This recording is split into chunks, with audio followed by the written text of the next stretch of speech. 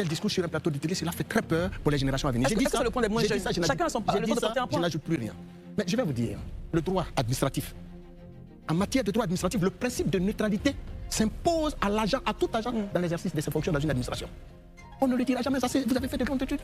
Donc on ne peut pas venir sur ce plateau et puis venir justifier les incohérences de certains individus sous la bannière de leur parti politique. Mais ce jeune homme, ce monsieur, Yaya Meïté, c'est un Ivoirien de pur sang qui a été formé avec l'argent du contribuable ivoirien, qui a été recruté dans une société d'État et qui sert la société d'État en fonction de ses compétences. Je ne crois pas un seul instant qu'il a été recruté à la Sotra pour son militantisme politique. Alors là, comme l'a dit Arnaud Goï, cela fera très peur à la Côte d'Ivoire que sous le régime du président Ouattara, eh bien, on recrute en fonction du militantisme et non en fonction des compétences. Mais je ne le crois même pas, parce que le président Ouattara est la serve nourricière même de la compétence attestée à travers le monde. Donc, sous sa gouvernance, on ne peut pas constater des recrutements qui violent allègrement et sans vergogne nos dispositions. Cela dit, il faut qu'on y comprenne une chose.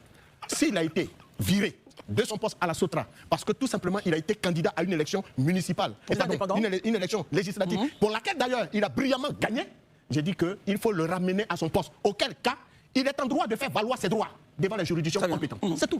Daouda, je pense qu'on restera sur le sujet. Apparemment, vous ne voulez pas qu'on migre pour aller ailleurs. Non, Christelle, Oui, Daouda, alors Marius dit qu'il ne comprend pas votre point de vue. Il est moins jeune que lui. Enfin, ça l'inquiète un peu. Non, effectivement, ça l'inquiète un peu, mais c'est que la vieillesse, généralement, n'est pas synonyme de sagesse. Et ça, il faut le dire aussi. Et je pense que c'est Léopold Sédar Senghor qui disait que l'émotion est nègre. La raison est laine. La raison est laine. Ici, on est en train de décrypter une situation. On n'est pas dans les émotions. Nous sommes dans la raison.